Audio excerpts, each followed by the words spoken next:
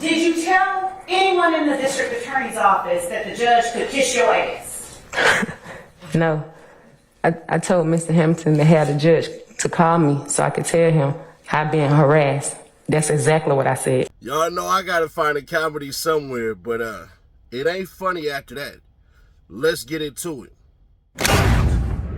When you testified yesterday, you were on edge. Is that fair to say? Yes. You didn't want to be here. Yes. And part of it is because of the interactions, and your reaction yesterday was based on the interactions you had, not with Mr. Williams or anyone over here, but with the district attorney's office. Isn't that true? Yes. You told us when you were back there that they had been, quote, harassing you for a number of months. Is that true? Yes. And in fact, you said that prior to coming out and testifying, that the only person you were afraid of, you didn't want to be around, was Investigator Hamilton from the district attorney's office. Is that true? Yes. And you're saying that to us, and then your testimony subsequent to that was based on the interactions that you had with Mr. Hamilton. Isn't that right? But on Tuesday, I didn't come to court because I received a message from Mr. Hamilton like kind of late because I had ended up blocking him because sometimes I was getting phone calls. It wasn't about court, so I had blocked him. But on Tuesday, I ended up responding to him later because he told me that he had relation with the judge and he was gonna get a warrant out on me and get me arrested.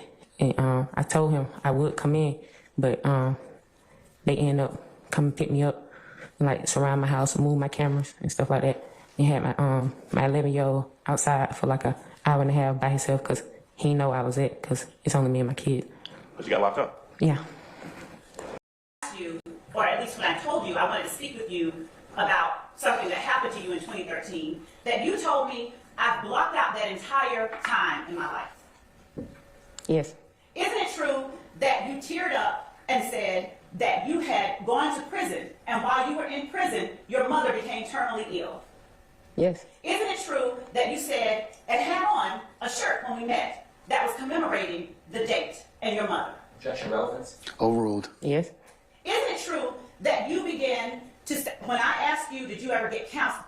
Better yet, did I ask you about counseling? Yes. Isn't it true that you told me that you had wanted to harm yourself because of everything that you had gone through? Yes. Isn't it true that I told you that you should get some kind of counseling for that? You told me you'll help me, but you didn't. Thank you for saying that. So we discussed counseling. Yes. Isn't it true that I communicated with you beyond that via telephone at various times? Objection made. I'll rule. I mean, I'll sustain the objection. You can rephrase. Isn't it true that we talked even after that? Yeah, you Isn't it true that I called you to check on how you were doing? and probably like 2-3 times after that. Okay. Isn't it true that I told you that I wanted you to speak with our victim advocates at this office? Objection, Yes. relevance. Overruled. Objection, pass on into evidence. Overruled. Isn't it true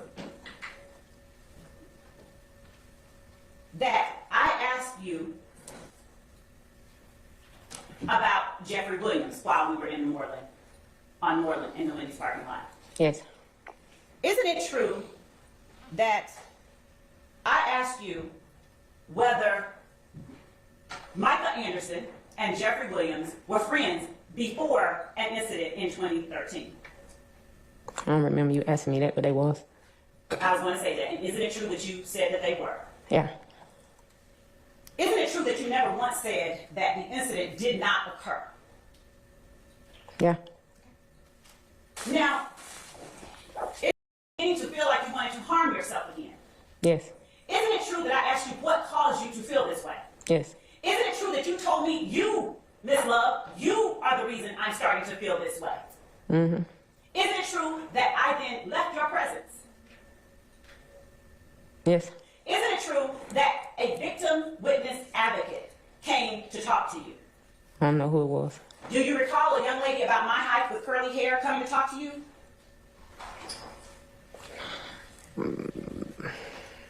I don't know if she was your height. Do you recall a young lady coming to talk to you with curly hair and an accent? No, I remember a lady, but I don't think she was tall. But then it was like a couple of ladies. So A couple of ladies, thank you. yeah, Do you remember a shorter lady and a taller lady coming to talk to you from our office?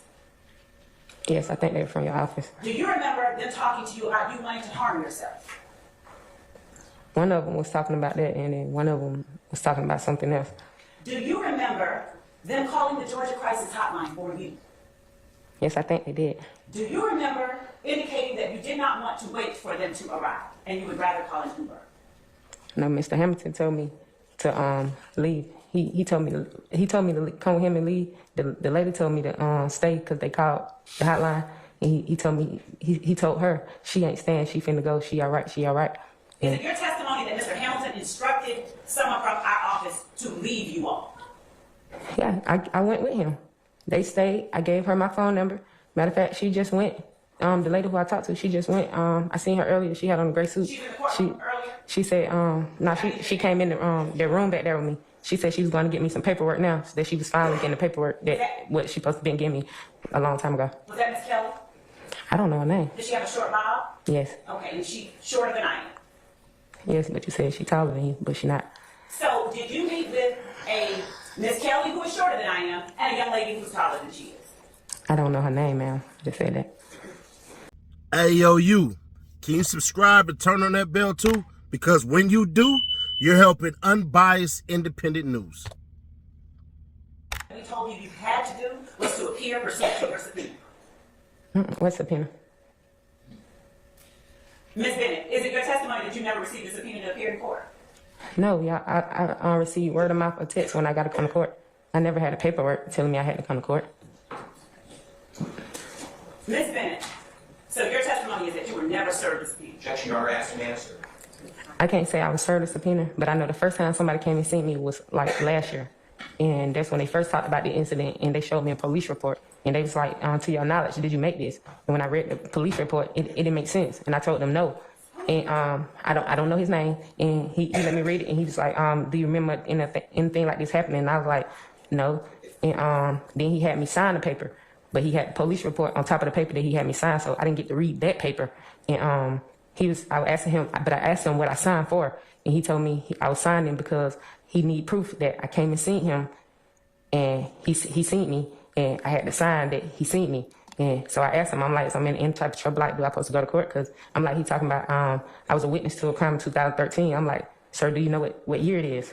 I was like, I can't really tell you nothing about 2013 beside my child. Like, a lot of things had happened to me, and I told him I couldn't discuss that with him. And he just told me to sign a paper stating that he seen me, but he didn't tell me what the paper is. He didn't let me read it. It was another paper on top of the paper, so I didn't even know what I was signing for. I probably could have signed my life away because he didn't let me read it. Isn't it true that you were served a subpoena on that day and you were given that piece of paper? I wasn't given anything. Only thing I ever had was cards with different attorneys or investigators or some like numbers and stuff like that on there. Investigator, that you did not make the police report. Isn't that correct? Yeah, I told him I didn't make the police report. You just said that you told the investigator, I didn't recall. Which one was it? Both. So if you don't recall, how are you able to say I didn't make it? What you mean? Just that. That's what I told him. If you don't recall the incident and don't recall 2013, how are you able to recall that you did not make that police report? Because when he showed it to me, I read it. I knew I didn't do it. So you do recall 2013? Yeah, some of it. Okay. Well, that's different than what you said to me at first, isn't it? No, you asked me, do I remember 2013? And I told you that I do remember some of it, and some of it I blocked out. That's exactly what I told you. You didn't tell me you had blocked out all of that time. I ain't say all of it because you asked me something that happened in 2013. I told you I had my son. Now, Williams, who you call Thug, knew that you sold drugs. Correct? I don't know if he knew I sold drugs. You spoke with Mr. Adams about associating with and hanging out with Thug. Correct? No, he asked me, did he smoke with me or chill with me? Was he smoking with me that day or chill with me that day? And I said that didn't happen. I didn't even smoke in 2013. I just had my baby. I said I was breastfeeding. I said that too. Thug knew that you sold drugs, didn't he? I don't know. You can ask him that. Thug I knew. didn't have to speak with you or anyone else on the DA's office. And I did so. And when Mr. Hamilton told you you didn't have to talk to Adrian Love or anybody else at the DA's office, that was after you said, we made you want to kill yourself, isn't it? I ain't say no we. I said you. Thank you for clarifying. time you told him that I made you want to kill yourself. No, I didn't say you made me want to kill myself. I told you you made me want to harm myself. I said, because you were pissing me off. Okay.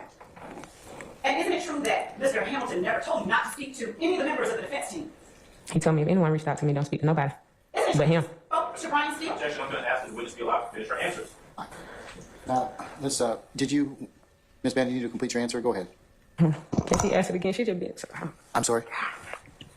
Can she ask me again so I can answer it? Because All right, hold on, let's see. I don't know if she let me finish talking over me, doing it. Like, it's just doing too much right now. Hold on one second, okay? Okay.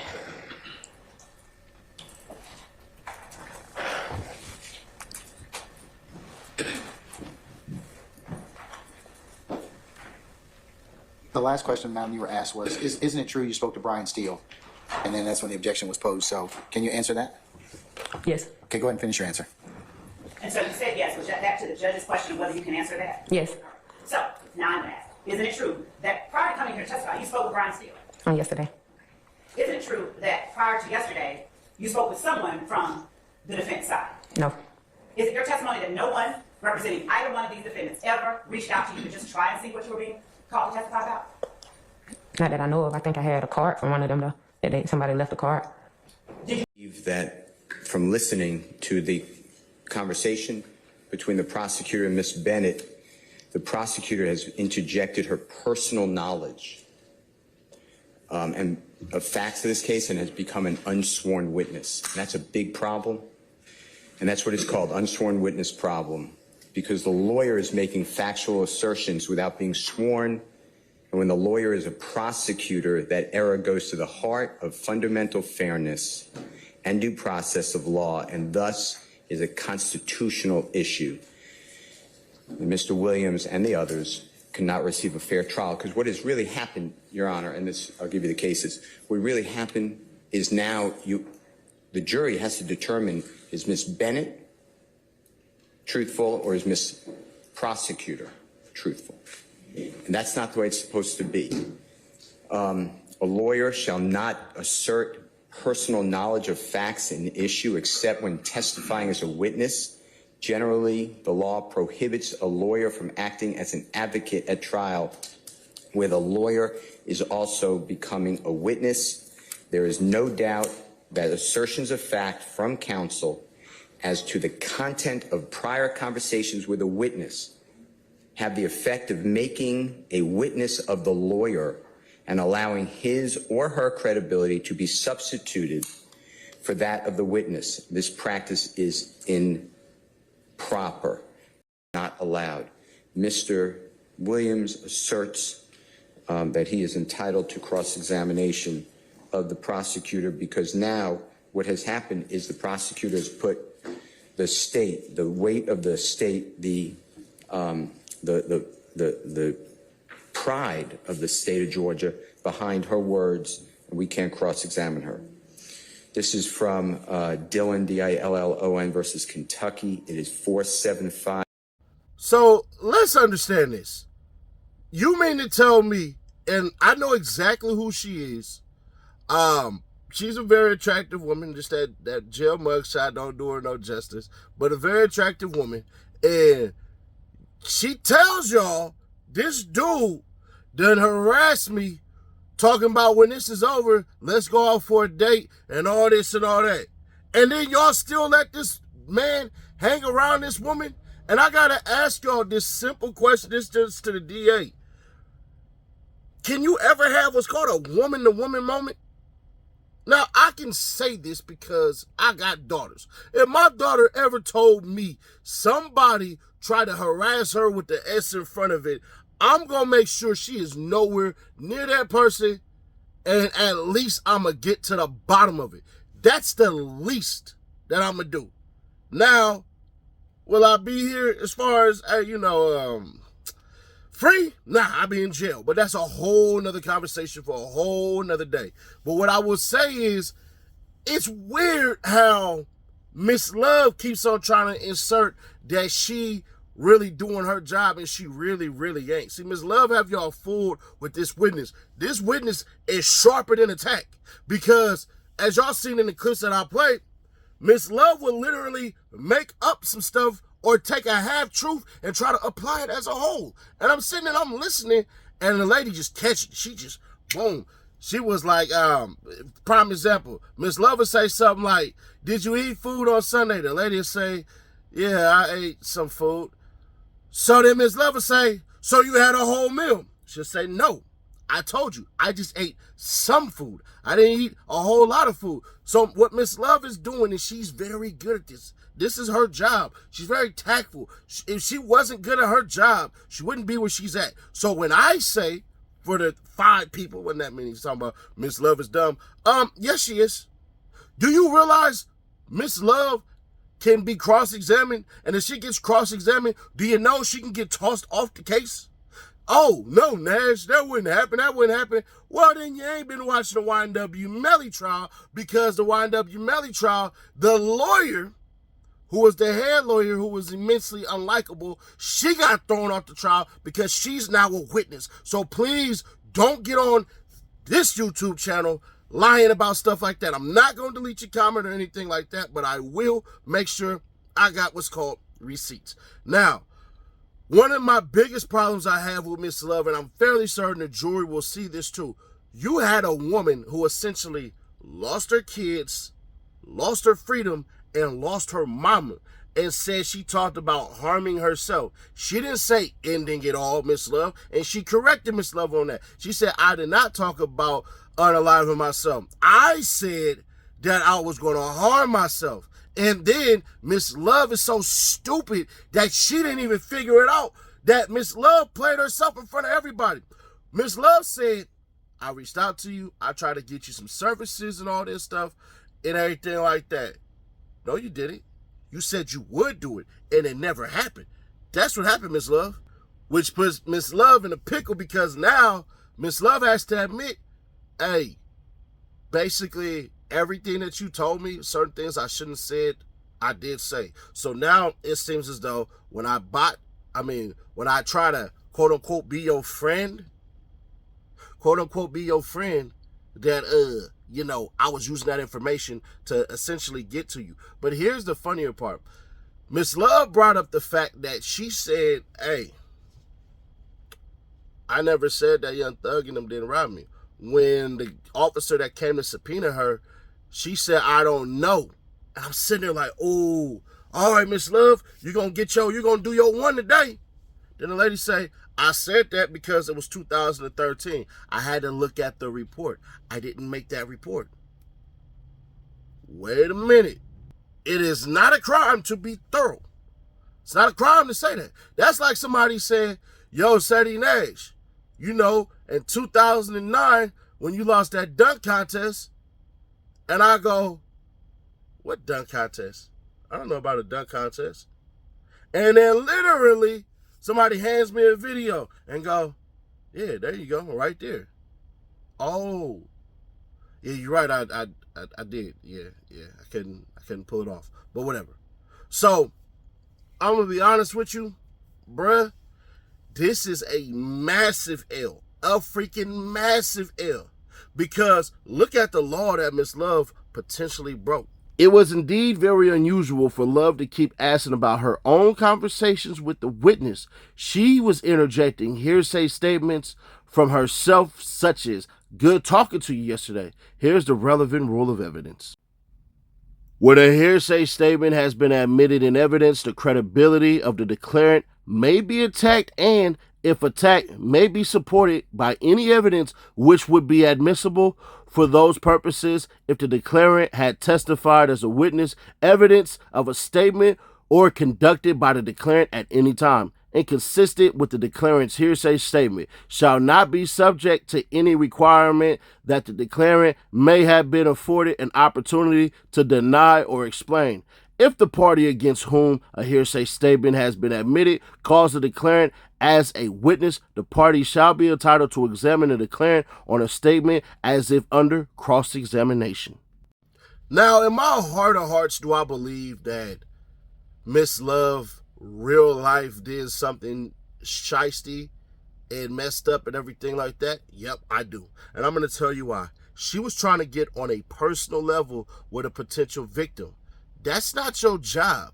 See, she went beyond the scope of the pale. or behind the pellet of scope. I don't remember which way and how to say it, so y'all gonna get on my case about it. Y'all gonna get on my case about it. But I will say this. Brian still better do this because she been playing dirty for a minute. So it is incumbent upon Brian Steele to make sure that he get it in blood. But share to keep your people aware, subscribe, turn on the bell, stay notified.